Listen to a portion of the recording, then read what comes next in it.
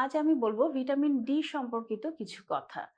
বাচ্চাদের ক্ষেত্রে ভিটামিন ডির উৎস হিসেবে সূর্যের রোদে বাচ্চাকে দেয়ার কথা আমরা সবাই কম বেশি জানি।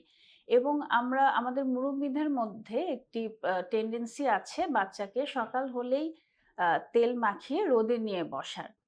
এই ব্যাপারটি অবশ্যই এনকারেজিং বা উৎসাহ দেওয়ার মতো। কিন্তু সেই রোদে নিয়ে বসার কিন্তু একটা নির্দিষ্ট টাইম আছে। আমরা বলি সকালের যে হালকা রোদ, সেই রোদে বাচ্চাকে নিয়ে বসতে হবে। অবশ্যই সেটা সকাল ৮ঃ০০ থেকে বা ৮:৩০ র মধ্যে এরকম মানে ৯ঃ০০ টার আগে। যে সময় সূর্যের রোদটা অনেক বেশি কড়া হয়ে যায়, সেই রোদে বাচ্চাকে নিয়ে বসলে সেই বাচ্চার কিন্তু স্কিন বার্ন থেকে শুরু করে নানা ধরনের সমস্যা হতে পারে। অতিরিক্ত রোদে বাচ্চা ডিহাইড্রেটেড হয়ে যেতে পারে এবং আরো নানাবিধ সমস্যা আরো বেড়ে যেতে পারে। এইজন্যে সূর্যের রোদ থেকে ভিটামিন ডি পাওয়ার যে ব্যাপারটা, সেটা কিন্তু একটা নির্দিষ্ট সময়ের মধ্যে সীমাবদ্ধ এবং ভিটামিন ডির উৎস কিন্তু শুধুই সূর্যের রোদ যে তা নয়।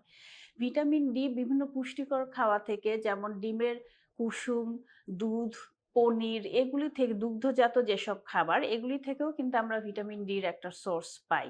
সূর্যের রোদ তো অবশ্যই আছে কিন্তু তার মানে এই না যে কড়া সূর্যের রোদে বাচ্চাকে রাখতে হবে। এটা কিন্তু বাচ্চার জন্যে উল্টো আরো ক্ষতির কারণ হতে পারে।